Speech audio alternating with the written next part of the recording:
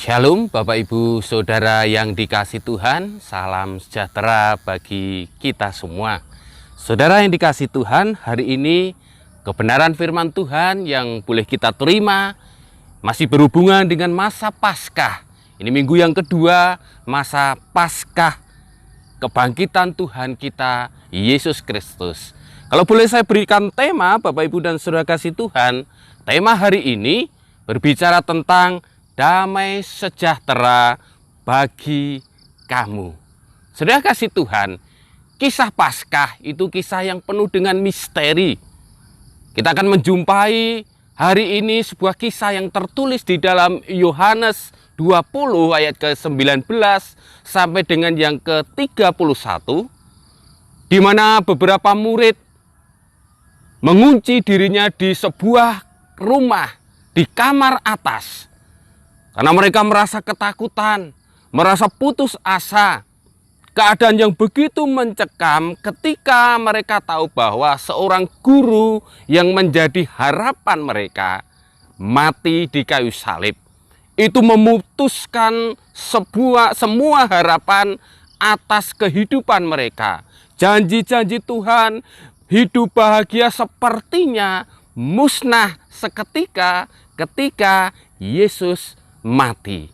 Nah, dalam situasi yang seperti itu, Bapak Ibu dan Saudara kasih Tuhan, dalam situasi yang mencekam, dalam situasi yang menakutkan, Yesus datang dan memberikan salam damai sejahtera bagi kamu. Saudara yang kasih Tuhan, tentunya kita tahu keadaan para murid pada waktu itu jauh dari perasaan damai, yang ada rasa ketakutan, kekhawatiran, kegelisahan. Tetapi ketika mendengar salam dari Tuhan Yesus, damai sejahtera bagi kamu. Ini seperti sebuah mata air di tengah padang gurun. Ini seperti sebuah kehausan yang terjawab, yang itu memberikan semangat yang baru, hidup yang baru atas mereka. Bapak, Ibu, dan Saudara yang dikasih Tuhan, apa makna damai sejahtera bagi kamu kalau kita terapkan di dalam kehidupan kita saat ini?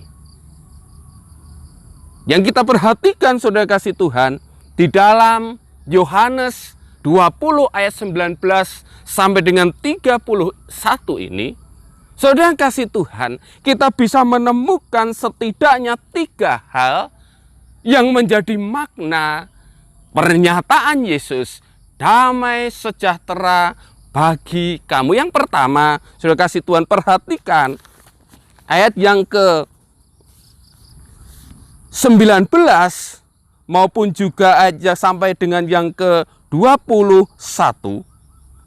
Ketika hari sudah malam, pada hari pertama minggu itu berkumpullah murid-murid Yesus di suatu tempat dengan pintu-pintu yang terkunci, karena mereka takut kepada orang-orang Yahudi. Pada waktu itu datanglah Yesus dan berdiri di tengah-tengah mereka dan berkata, damai sejahtera bagi kamu. Saudara kasih Tuhan, salam damai sejahtera dari Yesus ini menjadikan sukacita yang besar atas para murid. Terlebih ayat yang ke-20 kalau kita perhatikan, di situ menunjukkan sebuah pembuktian bahwa Yesus yang hadir di depan mereka itulah adalah Yesus yang hari kemarin tersalibkan.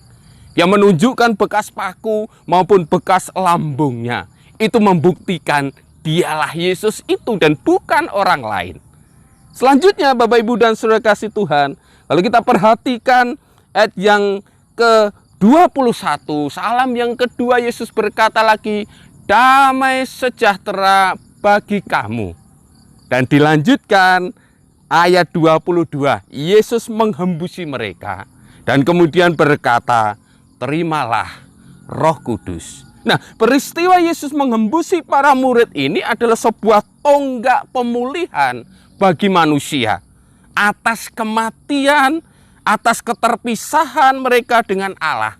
Coba kalau kita bandingkan kisah ketika Allah menciptakan manusia dari debu tanah, dibentuk menjadi sebuah bentuk, kemudian Allah menghembuskan rohnya atas mereka dan jadilah manusia itu hidup.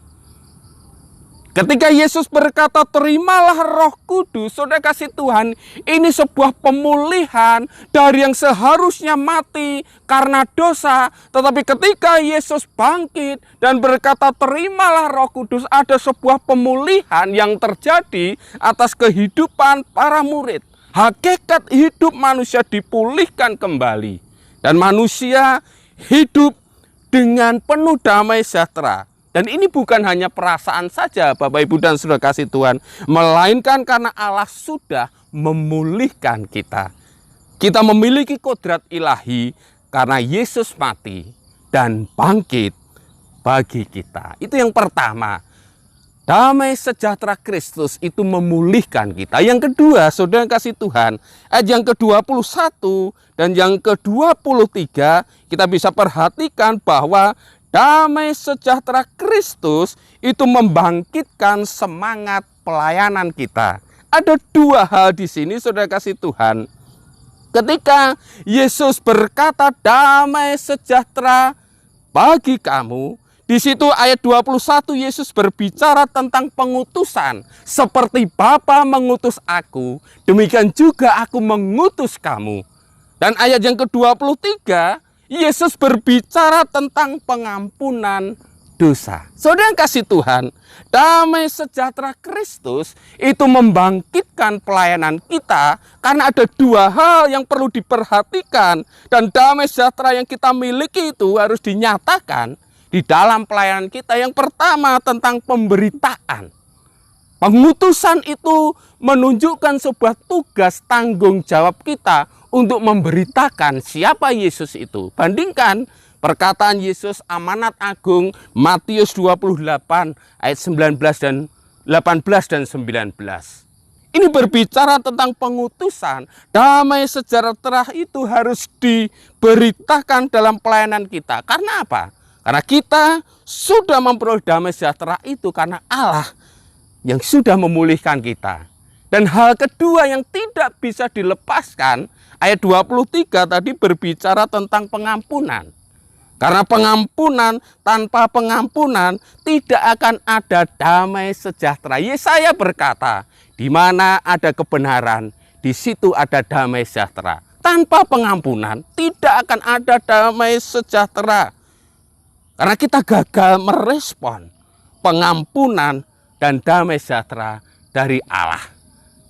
Damai sejahtera Kristus membangkitkan semangat pelayanan kita dalam hal kita memberitakan Kristus itu, maupun juga memberikan pengampunan karena kita sudah diampuni dengan oleh dosa kita karena kematian dan kebangkitan Kristus itu. Yang ketiga, Bapak Ibu dan Saudara kasih Tuhan, damai sejahtera itu meneguhkan kita.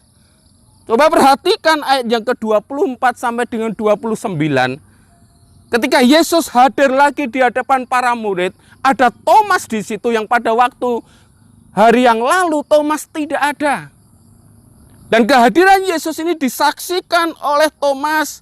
Dan Yesus sekali lagi berkata, damai sejahtera bagi kamu. Kali ini Bapak Ibu dan Saudara kasih Tuhan, salam Yesus itu sungguh dan sangat bermakna bagi Thomas. Thomas pun mendapatkan sebuah bukti. Oleh karena itu, kita perhatikan apa yang dikatakan oleh Thomas, bagaimana dia melontarkan sebuah pernyataan iman. Ya Tuhanku dan Allahku. Itu pengakuan iman yang tulus, muncul dari sebuah peneguhan akan kebangkitan Yesus. Bapak Ibu dan Saudara kasih Tuhan, Thomas berbahagia karena diteguhkan dengan pembuktian oleh Yesus sendiri. Namun Saudara kasih Tuhan, lebih berbahagia setiap orang percaya. Ayat yang ke-30, yaitu orang yang percaya dengan iman tanpa harus ada pembuktian. Bagaimana kita diteguhkan? Kita harus menghidupi iman dan mengalaminya. Itulah pembuktian yang sebenarnya, supaya kamu oleh imanmu memperoleh hidup di dalam namanya. Saudara kasih Tuhan, damai sejahtera bagi kamu. Kalimat ini memperlihatkan bahwa kebangkitan Yesus telah memberikan kekuatan baru, harapan baru, semangat baru, dan kehidupan yang baru bagi kita orang percaya. Artinya, saudara kasih Tuhan, kebangkitan Yesus itu telah mentransformasi kehidupan kita secara total, guna menerapkan kehidupan yang penuh dengan damai sejahtera. Karena damai sejahtera Kristus itu memulihkan kita. Damai sejahtera Kristus itu membangkitkan semangat pelayanan kita. Dan damai sejahtera Kristus itu meneguhkan iman percaya kita.